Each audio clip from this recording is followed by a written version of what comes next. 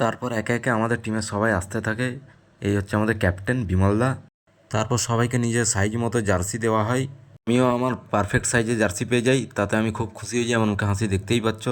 আর এদিকে সুরজ দাদের খেলা চলতে থাকে। তারপর শুরু হয় আমাদের টস।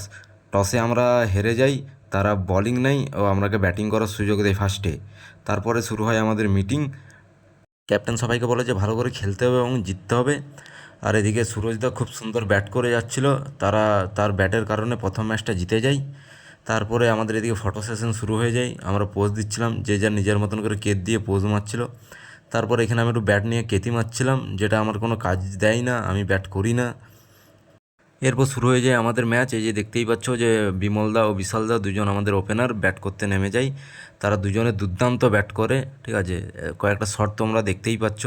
দুজনে মিলে দুর্দান্ত ব্যাট করার কারণে আমরা 60+ রান করি। প্রতিটা ম্যাচেই বিশালদা ও বিমলদা দুজনেই খুব সুন্দর ব্যাট করে। টাইগারের কাছ থেকে আমরা কিছু অ্যাগ্রেসিভ শটও দেখতে পাই, সেটা তোমরা এই ভিডিওয় দেখতেই পাচ্ছ। তারপর আমাদের ব্যাটিং শেষ হয়ে যায়, আমরা ফিল্ডিং করতে নেমে পড়ি, দিয়ে মাঠে নেমেই আমরা হাডেল করি। আর এখানে বিমলদা সবাইকে বোঝাচ্ছে যে আমরাকে ভালো বোলিং ও ফিল্ডিং করে ম্যাচটা যে কোনো প্রকারে জিততেই হবে। কিন্তু ক্যাপ্টেনের কথা রাখতে পারেনি ফিল্ডাররা, আমরা ভালো বল করলেও খুব বাজে ফিল্ডিং করেছি। তারপর আমরা খুব কষ্টে ম্যাচ জিতি এবং ম্যাচ জিতে আমরা মাঠ ছাড়ি। ম্যাচ জিতে আমরা চলে যাই নদী পাড়ে একটু হাওয়া খেতে। সেখানে গিয়ে বিমলদা নিজের ফ্যামিলি প্যাক দেখাচ্ছিল। পরবর্তী ম্যাচ পড়ে আমাদের সুরজ দাদের সাথে, সেখানে ব্যাটে বলের খুব সুন্দর লড়াই চলছিল টিমের মধ্যে। তারপর ভুলবশত বিমলদা আউট হয়ে যায়। ওই ম্যাচেও আমরা 50+ টার্গেট দিই, আর এই বিহারিদা ওই ম্যাচে আমাদের বিরুদ্ধে খুব সুন্দর ব্যাট করে, আর আমরা খুবই বাজে ফিল্ডিং করি, যার কারণে আমরা নিজের জেতা ম্যাচ হেরে যাই।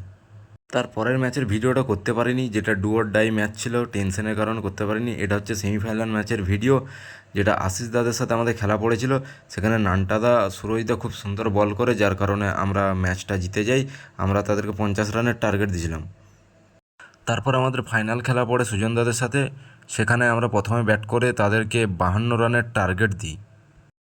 তারপর ডান্সিং আম্পায়ার কিছু ডান্স মুভ দেখায়, নাগিন ডান্স দেখায়, সব দর্শককে আনন্দিত করে।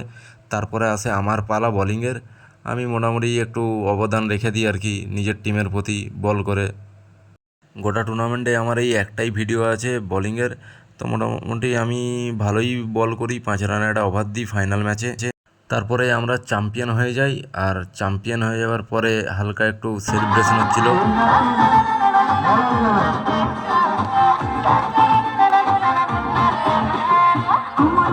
বিমলদা, আম্পায়ার ও নান্টাদা তারপর একটা স্পেশাল ডান্স দেয়। তারপর শুরু হয় পুরস্কার বিতরণী, আর এটা হচ্ছে রানার্স টিম, তারা খুবই ভালো খেলে। তারপর বিমলদাকে দেওয়া হয় ফাইনাল ম্যাচের ম্যান অফ দ্য ম্যাচ। তারপর ফটোশ্যুট হয় আমাদের টিমের, দেখতেই পাচ্ছ সবাই খুব খুশি চ্যাম্পিয়ন হওয়ার জন্য। তারপর আমি ট্রফি হাতে একটু ক্যাচ মারতে থাকি, অনেক দিন পর ট্রফি জিতেছি তাই। আর আমার ব্লগটা কেমন লাগলো সবাই একটু জানিও। টাটা, দেখা হচ্ছে পরের ব্লগে।